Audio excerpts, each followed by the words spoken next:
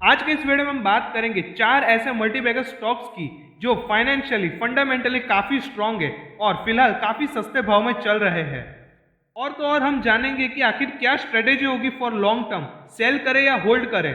तो इस वीडियो के अंत तक जरूर बने रहिएगा। अब एक भी मिनट गवाए बिना लेट्स स्टार्ट द वीडियो।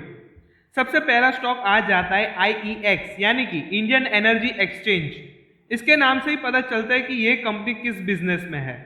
ये कंपनी एक एनर्जी एक्सचेंज कंपनी है, यानी कि अगर किसी भी कंपनी को इलेक्ट्रिसिटी या फिर एनर्जी चाहिए होती है तो वो यहाँ पर आती है और बड़ी बड़ी कंपनी जैसे कि टाटा पावर हो गई जो इलेक्ट्रिसिटी जनरेट करती है, वो इलेक्ट्रिसिटी बेचने के लिए इस प्लेटफॉर्म पर आती है और अपनी इलेक्ट्रिसिटी सेल करती है। इसको और अच्छे तरीके से समझने के लिए आप NSE और BSE का एग्जाम्पल ले सकते हो। NSE और BSE में आपको स्टॉक्स मिलते हैं, वैसे यहाँ पर IEX में आपको एनर्जी मिलती है। आप ये कह सकते हो कि ये जो कंपनी है ये एक ट्रेडिंग प्लेटफॉर्म देती है टू ट्रेड द इलेक्ट्रिसिटी। चलिए ये तो थी कंपनी डिटेल्स, लेकिन अब हम कंपनी के बारे में और जानकारी लेते हैं। अगर हम इसका करंट मार्केट शेयर प्राइस देखें तो वो है 172 रुपीज का। अगर हम इसके एक साल के चार्ट पे देखें तो यहाँ पर एक साल में ये हाई 318 रुपीज तक गया था और लो 123 रुपीज तक गया था। अगर हम इसका मार्केट शेयर देखें तो वो 95% का मार्केट शेयर रखती है। और मैं आपको जानकारी के लिए बता दूं कि इंडिया में सिर्फ दो ही एनर्जी एक्सचेंजेस है, पहला है IEX और दूसरा है PXIL, जहां पर इलेक्ट्रिसिटी ट्रेड होती है। चलिए ये तो थी मोर डिटेल्स, लेकिन अब हम फाइनेंशियल की तरफ नजर डाल लेते हैं। अगर हम देखें 2019 और 2020 में रेवेन्यू और प्रॉफिट में कोई उतना बड़ा उतार चढ़ाव नहीं आया था, यानी कि आप कह सकते हो कि रेवेन्यू और प्रॉफिट नॉर्मल सा रहा था।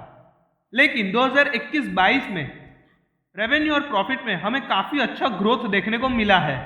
अगर हम 2022 के प्रॉफिट और 2021 के प्रॉफिट को कंपेयर करें तो 2022 में इस कंपनी ने 50% ज्यादा प्रॉफिट जनरेट किया है एज कंपेयरिंग टू 2021 का प्रॉफिट। यहाँ पर आप क्लियरली देख सकते हो कि जो प्रॉफिट मार्जिन है वो काफी ज्यादा हाई है, जो कि इस कंपनी को लॉन्ग टर्म इन्वेस्टमेंट के लिए एक अच्छा ऑप्शन बना देती है। सो लॉन्ग टर्म इन्वेस्टमेंट के लिए काफी अच्छा ऑप्शन रहने वाला है। चलिए अब नजर डाल लेते हैं दूसरे स्टॉक पे, और वो है Tata power. Tata power electricity generate करती है, ट्रांसमिशन भी करती है, और इसने फ्यूचर बिजनेसेस के लिए इलेक्ट्रिक व्हीकल्स के जो चार्जिंग स्टेशंस होते हैं उन पे भी काम करना शुरू कर दिया है। और लगभग अभी तक 1000 से भी ज्यादा चार्जिंग स्टेशंस इंडिया में ये लगा चुकी है। आप कह सकते हो कि इलेक्ट्रिक व्हीकल्स चार्जिंग स्टेशन में ये नंबर 1 कंपनी है इन इंडिया। चलिए अब हम नजर डाल लेते हैं मोर डिटेल्स पर। अगर हम इस कंपनी को मार्केट कैप के अनुसार देखें तो ये जो कंपनी है ये लार्ज कैप कंपनी है। अगर हम इसका करंट शेयर प्राइस देखें तो वो है 205 रुपए। अगर हम इसके एक साल के चार्ट पे देखें तो यहाँ पर जो हाई है वो 298 रुपीज तक गया था और लो 118 रुपए तक चला गया था। अब नजर डाल लेते हैं फाइनेंशियल्स पर, जो कि काफी इंपॉर्टेंट हो जाता है किसी भी कंपनी के लिए। ये रहा आपके सामने चार्ट, आप क्लियरली देख सकते हो रेवेन्यू प्रॉफिट में काफी अच्छा ग्रोथ देखने को मिल रहा है और हर साल यहाँ पर आपको ग्रोथ देखने को मिल रहा है। यानी कि आप कह सकते हो कि जो कंपनी है ये बेस्ट है फॉर लॉन्ग टर्म इन्वेस्टिंग। 2020 के बाद हमें लगातार रेवेन्यू और प्रॉफिट में ग्रोथ देखने को मिल रहा है। आपके जहन पे यहाँ पर एक पॉइंट उठा होगा और वो होगा कि इसका जो प्रॉफिट मार्जिन है वो कम है और इस कंपनी पर जो डेप्थ है वो भी काफी ज्यादा है। तो मैं आपको बता दूं कि ये जो कंपनी है ये फ्यूचर इन्वेस्टिंग कंपनी है। ये फिलहाल इलेक्ट्रिक व्हीकल्स चार्जिंग स्टेशन पे काफी अच्छे तरीके से प्रोग्रेस कर रही है। अगर इन फ्यूचर इलेक्ट्रिक व्हीकल्स का जमाना आता है, उनका ट्रेंड आता है, तो ये कंपनी हमें काफी अच्छे और बड़े बड़े रिटर्न्स लाकर दे सकती है। सो अगर आपका टारगेट लॉन्ग टर्म है तो ये कंपनी 5 से 6 साल के अंदर अंदर आपको बहुत ही अच्छे रिटर्न्स लाकर दे सकती है। चलिए तीसरी कंपनी पर आते हैं, जो कि है अदानी विल्मार। हम सब जानते हैं अदानी विल्मार FMCG सेक्टर में है, जो कि डिमांडिंग सेक्टर रहता है। हम सब जानते हैं अदानी विल्मार एडिबल ऑयल के बिजनेस में है और अगर हम अदानी विल्मार का मार्केट शेयर देखें इन इंडिया तो वो है 17% का।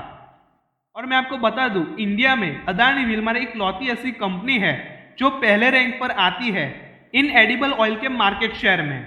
यानी कि अदानी विल्मार नंबर 1 कंपनी है इन एडिबल ऑयल के बिजनेस में। चलिए अब हम मोर डिटेल्स पर नजर डाल लेते हैं। फिलहाल अदानी विलमार का जो करंट मार्केट प्राइस है वो चल रहा है 570 रुपीज का। अगर हम इसके एक साल के चार्ट्स देखें तो वहां पर ये हाई 878 रुपीज तक गया था और लो 227 रुपए तक गया था। अदानी विलमार एक लार्ज कैप कंपनी है जो कि काफी अच्छी बात है इस कंपनी के लिए।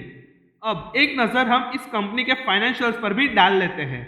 अगर हम रेवेन्यू की बात करें तो 2019 से 2021 तक हमें नॉर्मल ग्रोथ देखने को मिला, लेकिन 2022 में हमें जबरदस्त ग्रोथ देखने को मिला है इन रेवेन्यू।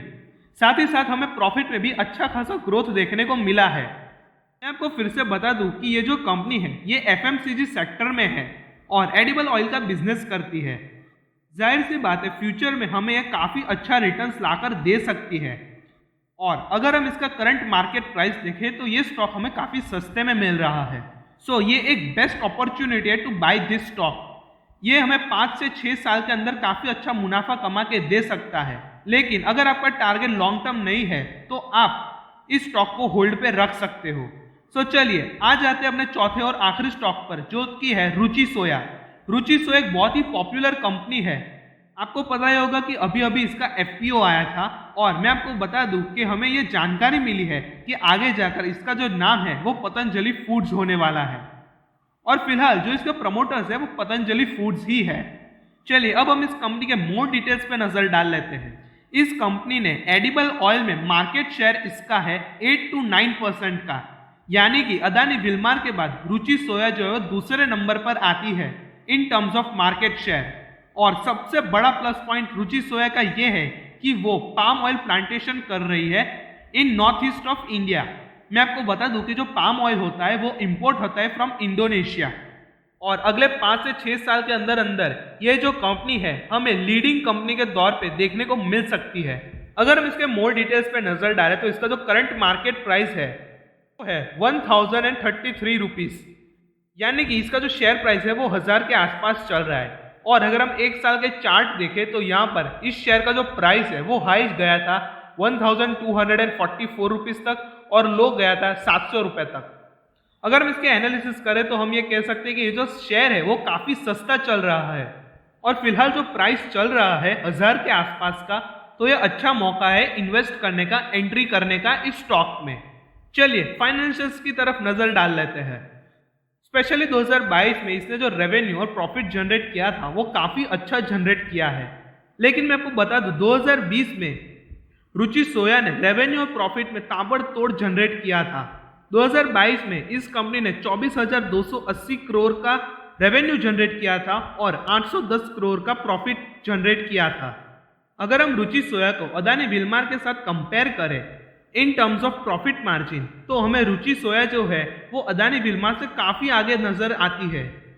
सो आप कह सकते हो कि ये जो टाइम है इन्वेस्ट करने का इन स्टॉक्स ये काफी अच्छा है। हमें जो क्वालिटी स्टॉक्स है वो काफी अच्छे भाव पे नजर आ रहे हैं। सो आप कह सकते हो कि जो गोल्डन अपॉर्चुनिटी है आप उसको हाथ से नहीं जाने दे सकते। हमने आज के वीडियो में 4 स्टॉक्स के बारे में बात की और मैं आपको बता दूं कि हमारी तरफ से कोई भी रिकमेंडेशन नहीं दी जा रही है आपको। अगर आप इनमें से किसी भी स्टॉक्स में इन्वेस्ट करते हो तो 100% अपने रिस्क पर इन्वेस्ट करते हो। सो अपने एनालिसिस करने के बाद ही इन स्टॉक्स में इन्वेस्ट कीजिएगा। कैसा लगा ये वीडियो हमें कमेंट सेक्शन में जरूर बताएं और अब आप कौन सा स्टॉक बाय करने वाले हो ये भी हमें कमेंट सेक्शन में जरूर बताएं। और ऐसे वीडियोस के लिए लाइक कर दीजिए, शेयर कर दीजिए और सब्सक्राइब कर लीजिए हमारी channel gold financial Niyanshu Parikh channel को और बेल आइकन को प्रेस कर दीजिए ताकि हमारी वीडियोस की नोटिफिकेशन आपको मिलती रहे।